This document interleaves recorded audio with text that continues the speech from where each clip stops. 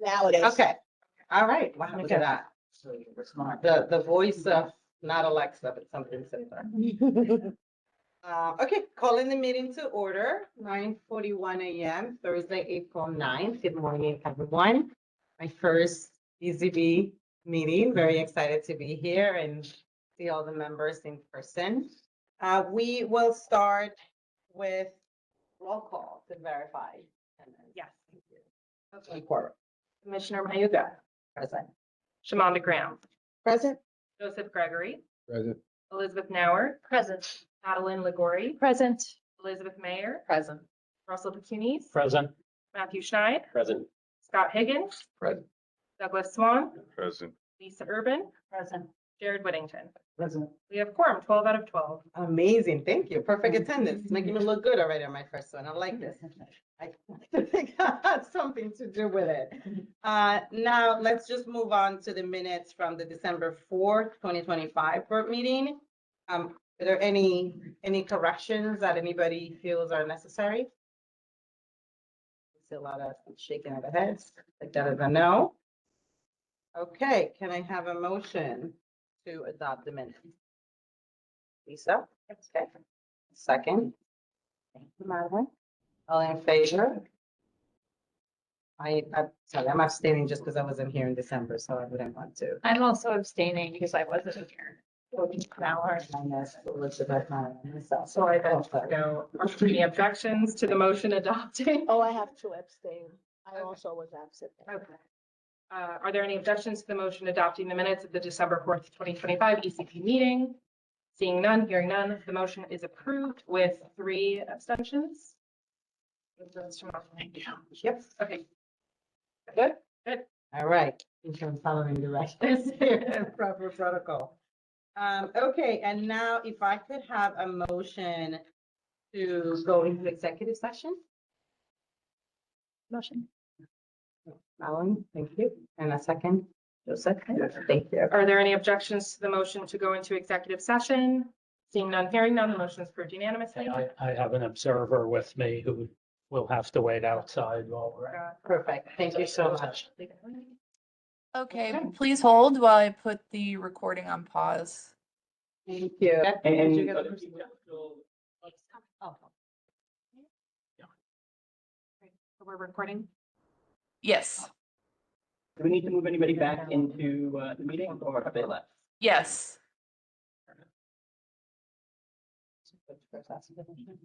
Yeah. I do that. Yeah. Yes. Okay. Okay. We're good? Okay, great. Thank you, everybody. If I could please ask for a motion to take a roll call vote on the full board appeal DP versus Tiebreaker Productions LLC appeal number 2501254. Motion by Lisa. And second? Madeline? Okay, any objections to the motion to call for a roll call vote? Seeing none, hearing none, the motion is approved unanimously. And now I'll call. Okay, so Commissioner Mayuga, Affirm. Shamanda Graham, Affirm. Joseph Gregory, Elizabeth Nauer. Affirm. Madeline Legori, Affirm. Elizabeth Mayer, Affirm. Russell Cunis is abstaining, Same. Matthew Schneid, Tonight.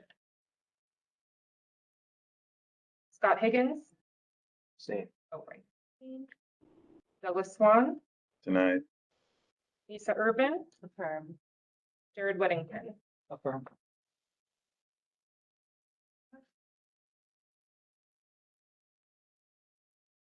So we have 8 affirm. Maybe I didn't count right off. Okay, 8 affirming, 2 dismissing, or reversing rather, and then 2 abstaining. We have, wait, 2, 12, 8, 2, and 2. That's right, 12. Because I think it includes yours. yeah. Yeah, thank you. Mhm. Yeah, not very good at math. Are we good with? Okay. Yes, so, so the board has voted to affirm. Okay, thank you to all of the board members. We are now going to move to have Russell from DEP to do a presentation on backflow prevention devices. Okay, thank you. Good morning, everyone. I'll try and not be too long-winded about this since we just had a long debate.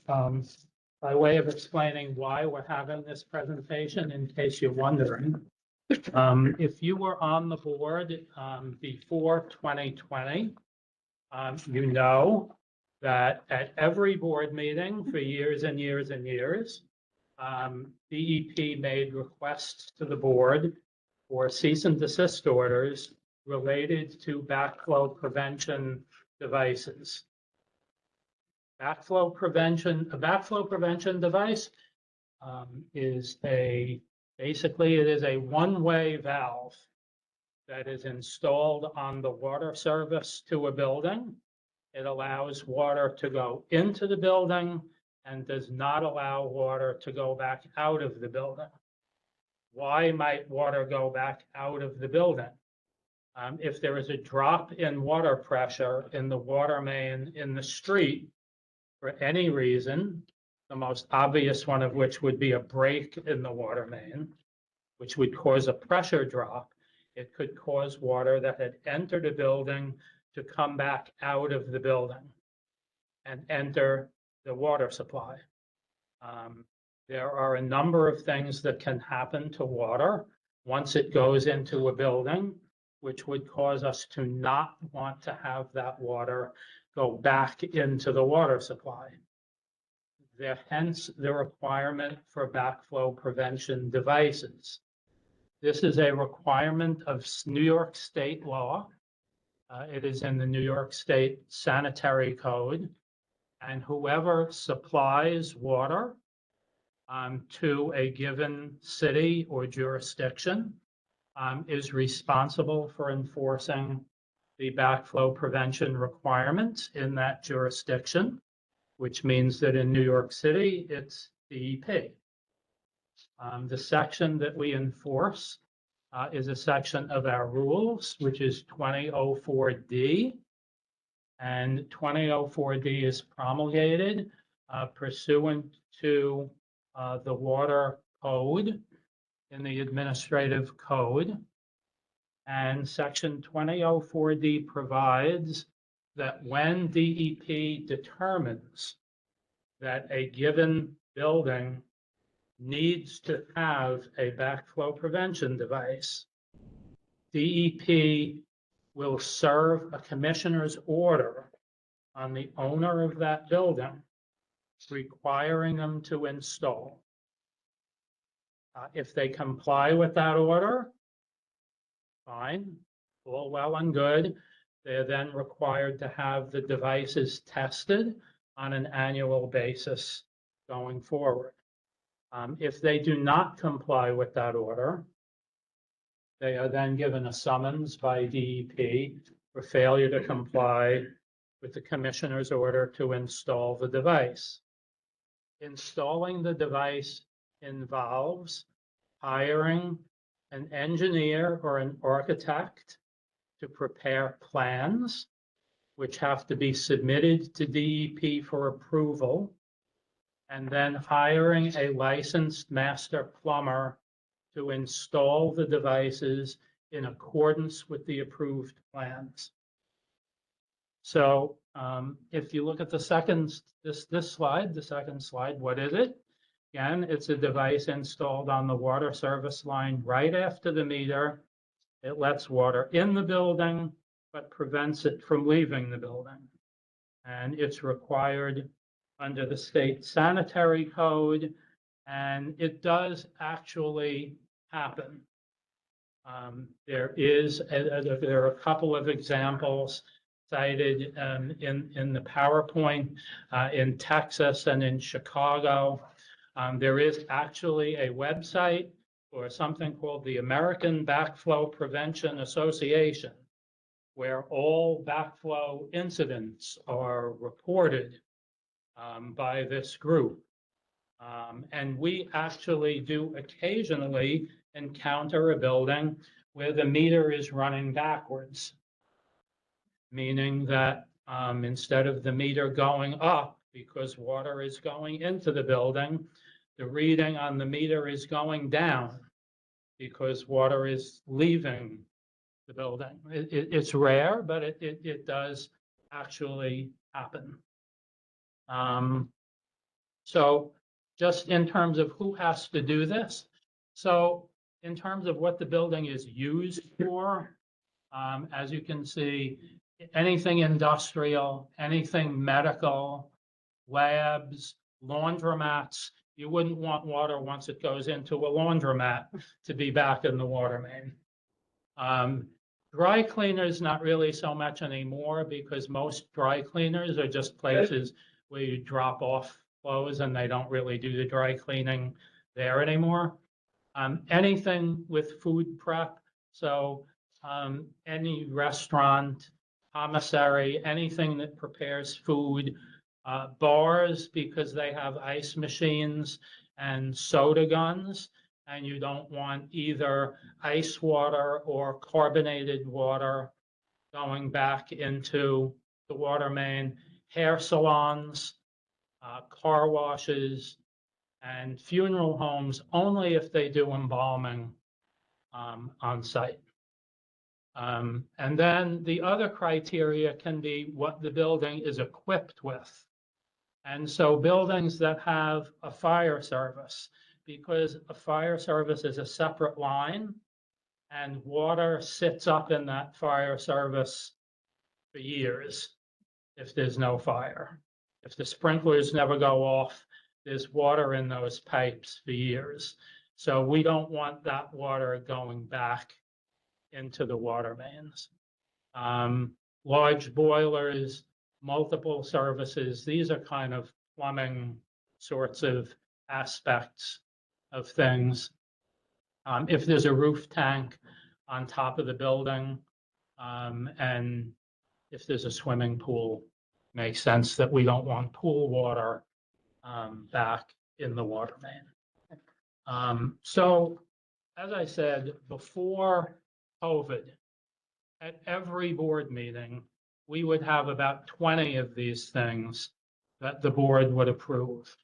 And so when the board met every month, the board was approving up to about 250 to 300 of these orders a year. In March 2020, I guess, I think it was actually February 2020 was the last board meeting that orders were approved at. I don't think there were meetings after that for a while. And so what we did when COVID happened, basically for a while, we weren't doing any enforcement of this because this involves plumbers and engineers going into buildings. And for months and months and months, nobody was going anywhere. And our inspectors also weren't doing the inspections to determine if the buildings required the devices. So all of this basically came to a screeching halt because of COVID. And to go back to those years before we stopped asking for orders, of those orders, there are about 900 of them that are still open, where the respondent building owner is in default as to the order. They never showed up for their hearing dates back in the teens or whenever their hearings were. And so those orders are still open orders that the board issued. And so we have now reviewed all of those. And we have found that about 220 of them now have different building owners than the order was issued to. So for those 220, we now have to start over and give the new building owner a new order to come into compliance. For the remaining 680-ish, we're still reviewing all of those. We haven't quite finished doing that yet, but we have found that Some of those have come into compliance. And so even though the order is still open, they have complied with it. What we are going to do with the rest of them is that we're going to send an inspector to all of those buildings with a copy of the order that the board issued way back when. And we're going to say, you have not complied with this order. This order says that if you don't comply with it, the water service to the building can be shut down, and we need you to comply with it. What may happen as a result of this is that a number of these people may start contacting Oath to put hearings back on the hearing calendar, because these will all be people who defaulted on hearings from years ago when the order was issued. So some of these people may start contacting Oath to reschedule hearings. Now, if you just back up to the procedure since, okay. So what we've been doing since COVID is instead of asking the board for orders, we've been issuing summons after summons after summons after summons. And that works for some people. For some people, the summonses get them to comply. But the maximum penalty on a summons is $700. And to comply with this under the most optimistic, cheapest circumstances costs over $5,000. In many cases, if multiple devices are required, it can cost tens of thousands of dollars to comply with this. So $700 fines for many building owners are a small price to pay to avoid having to spend a lot more money to comply with it. So at this point, what we are proposing to do is, in certain limited cases, to resume asking the board for cease and desist orders. Now, since I understand that adding more cease and desist orders is an administrative burden for Oath, we will limit the ones that we ask for to what we call high hazard locations. We will not be asking for them if it's cold water or if it's fizzy water. Those we'll just keep giving summonses to over and over again. But if it's dangerous that they don't have a backflow device, or in rare cases where there may be a meter running backwards, indicating that there is actual backflow from the building, for those, we may be bringing requests to the board for cease and desist orders, starting with the June meeting.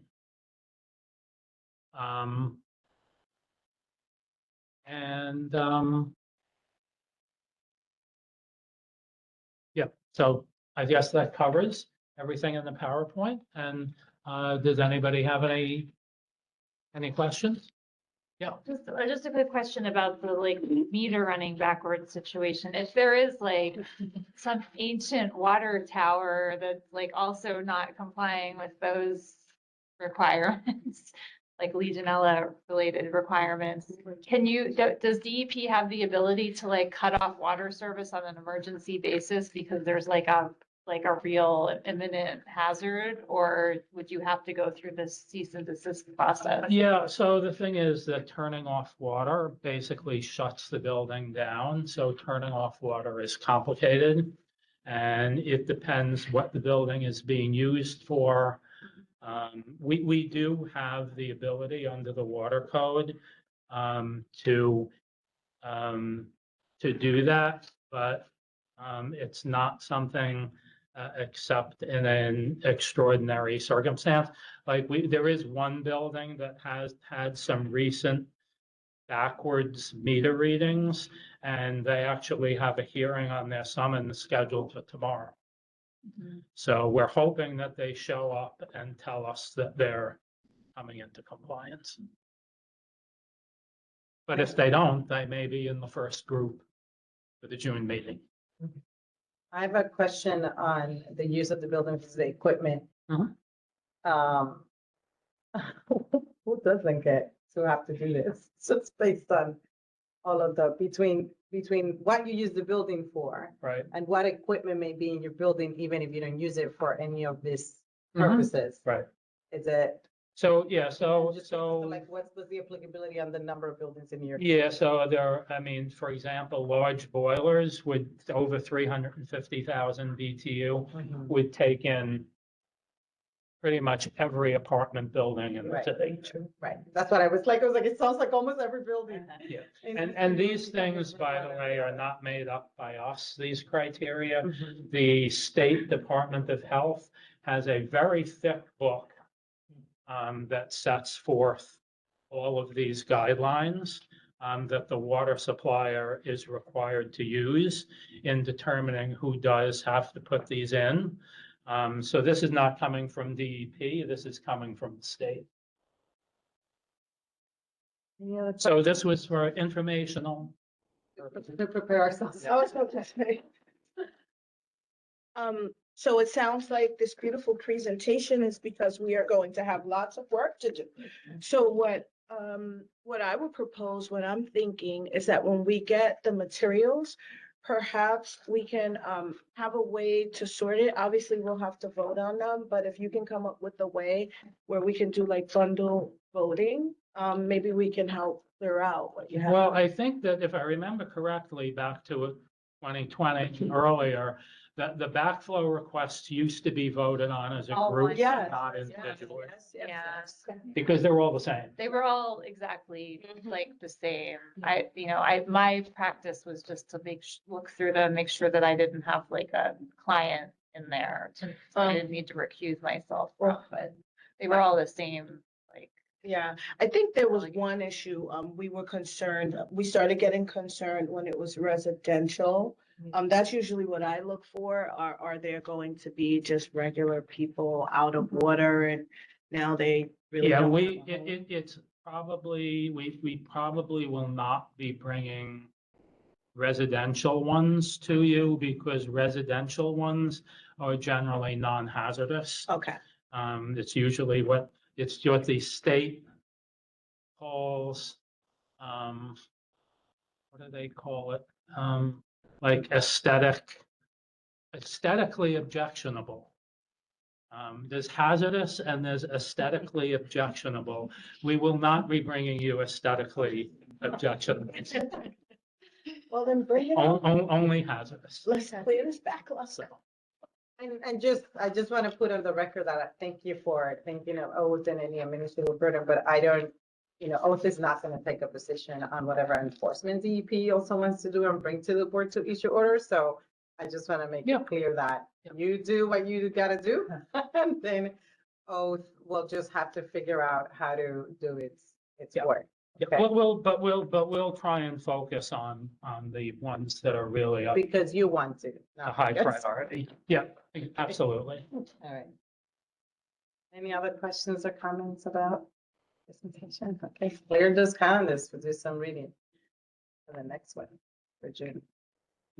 Okay, all right, let's move on then to, you're still on, I'm still. Russell, for the request for the cease and desist orders. Okay, so do we want to do these? Well, I'm assuming that there is some differences among them. So I'm assuming we'll want to do these one at a time. So I have them in no particular order. I don't know if you care what order we do them in. I don't have a preference. Okay. Just go down and, I mean, I looked Okay, at them, and so, as you look at them, we can just. yeah, so just in the order that I have them. Mhm. So the first one is for 35-64 84th Street in Queens. And this one is for air code violation. If you look at the photos of the building at the end of the package, This is an apartment building with a Taco Bell on the corner. And they have been cited repeatedly for having an expired certificate of operation for the boiler in the building. They have two large boilers in the building. And the certificate of operation has been expired since 2022.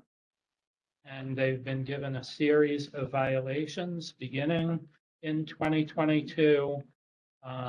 We just issued the fourth one in December. They did have a hearing date, I guess that's last week.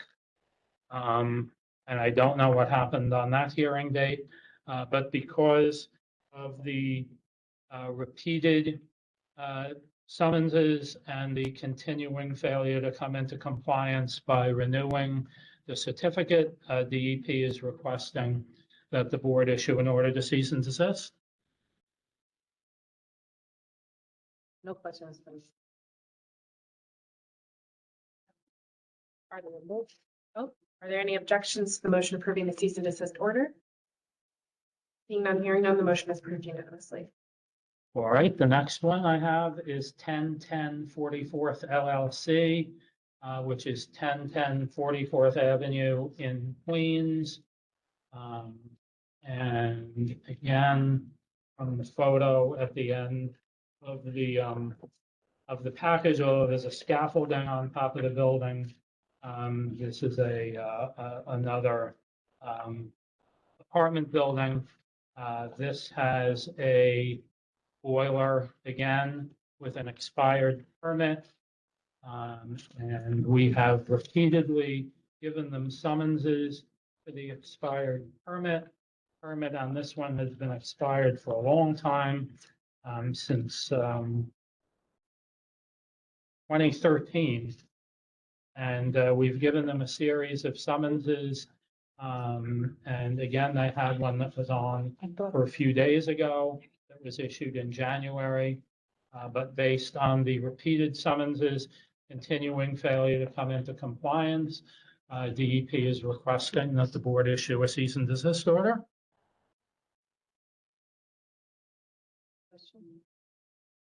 Actually, we usually take a motion in a second to take a vote, so if you want to do that.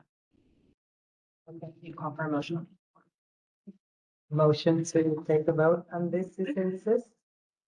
Thank you, Jared and Elizabeth. Okay, are there any objections to the motion approving the cease and desist order? Seeing none, hearing none, the motion is approved. All right, moving right along. The next one is 528-534 West 39 LLC. At 528 West 39th Street in Manhattan. So this one is a commercial building. It appears to be used or by at least part of it by an automotive body shop. They have a large boiler that requires a certificate of operation. Permit has been expired on this one since 2001. And they have received a series of summonses. The most recent one in January. And due to the repeated summonses, continuing failure to comply, DEP is asking for an order to cease and desist. Motion, please call a vote. Thank you, Elizabeth, and a second. Madeline. Are there any objections to the motion approving the cease and desist order? Seeing none, hearing none, the motion is approved unanimously. Okay, the next one that I have, the respondent is the Corporation of the Presiding Bishop. The premises is 250 Dyckman Street in Manhattan. You will notice that the mailing address is in Utah. By way of explanation, the Corporation of the Presiding Bishop is an actual Utah corporation set up by the Mormon Church to own real property.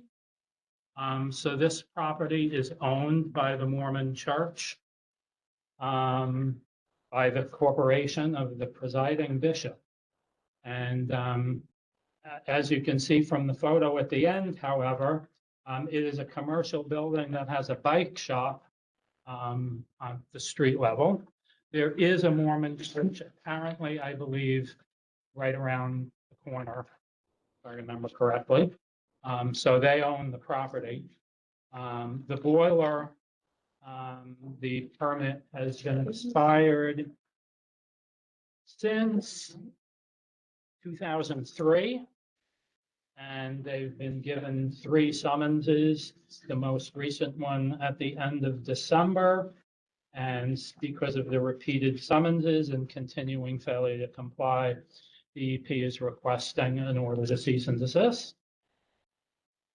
Can I get a motion? Lisa, second by Elizabeth. Are there any objections to the motion approving the cease and desist order? Seeing none, hearing none, the motion.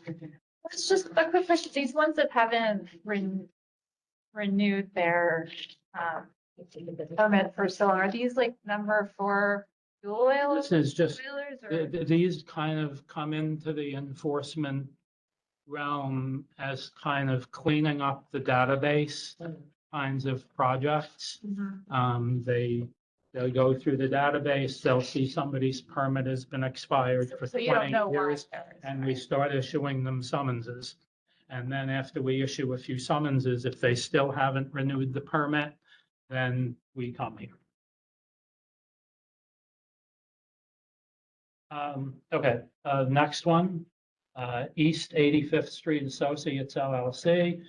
This is for 221 East 85th Street in Manhattan. And this one has a permit expiration in 2019. There have been 5 summonses issued. They have defaulted on all of them, but they did pay the penalty on one of them. So we know that they are aware of this. And that we just haven't been like mailing things to the wrong address. And so because of the repeated summonses and continuing failure to renew the permit, requesting an order to cease and desist. Motion to approve the cease and desist. Jared and Alan. Are there any objections to the motion approving the cease and desist order? Seeing none, hearing none, the motion is approved. Okay, Motto Capital LLC at 50 West 182 Street in the Bronx. So this one is an apartment building. And they have a permit for their boiler that has been expired since 2008. 4 summonses have been issued. The most recent one at the end of December. Due to repeated summonses and continuing failure to renew, the EP is asking for an order to cease and desist. Motion to approve the cease and desist. Joseph, and second by Elizabeth. Are there any objections to the motion approving the cease and desist order? Seeing none, hearing none, the motion is approved unanimously. Okay, so now we have the last 2 are related to the noise code. First one is for St. Gabriel's Episcopal Church at 331 Hawthorne Street in Brooklyn. And there is an HVAC unit on the church that has been the subject of repeated complaints for excessive noise. We have done 3 inspections that have resulted in the issuance of summonses. They have defaulted on all 3 of them. They did reschedule one of the 3 defaults, and the reschedule date is in May. But in the meantime, because the observation from this is that they have not addressed the issue, because of the repeated summonses and continuing failure to comply with the code, we are requesting that the board issue an order to cease and desist. Can I have a motion to approve the cease and desist? Jared and Madeline, thank you. Are there any objections to the motion approving the cease and desist order? Seeing none, hearing none, the motion is approved unanimously. All right, and last but not least, we have Flatbush Munchies Corp. At 375 Flatbush Avenue in Brooklyn. And if you look at the photo at the end of the package, you will see that this is a storefront called Halal Munchies with what looks to be a couple of floors of apartments above it. The subject of this is complaints regarding noise from the kitchen exhaust. We have issued 4 summonses. We issued 2 in January. And before that, we issued 1 in June of last year, and before that in December of 24. They're in default as to the 2 oldest ones, and the hearings haven't come up yet on the 2 new ones. So because we're still getting complaints and they've gotten 4 summonses and they're still not in compliance with the noise code, we're requesting the board issue an order to cease and desist. Motion to approve. Elizabeth and Jarrett second. Are there any objections to the motion approving the cease and desist order? Seeing none, hearing none, the motion is approved. All right, so thank you very much and for bearing with me and going through all of these. Take some water. Wait until you're in the bathroom. Oh my gosh. Exactly. And I know that Melon's gonna note that, but just for the record, that, because I know that all the votes were unanimous, but Matthew Schneider left right before we introduced Sparks. It's unanimous. Okay, any questions about anything that? Okay, guys are ready to go. Give me a minute. Making sure that, did everybody sign the attendance sheet? Yes? Okay, very nice. And then possible dates for the next meeting, June 4th or June 11th. I'll know June 4th, there's no school for any of you who have kids in public school. And if that matters, just want to highlight, because I have kids. I'll be here anyway, but I like to, I like that because sometimes we don't realize a lot of these. Thank you. politics. That's right. Appreciate it. This is good. This is good leadership. So I don't know, is there a preference for either day, June 4th or June 11th? No preference. Why don't we go with June 11th, just in case June 4th does become an issue for those with kids. So mark your calendars, we'll send that to follow up, and now, big moment, asking for motion to adjourn our meeting. Thank you, Joseph, and Elizabeth seconds. Okay. Are there any objections to the motion to adjourn the meeting? Seeing none, hearing none, the motion is approved. Stop the recording. Thank you. Thank you.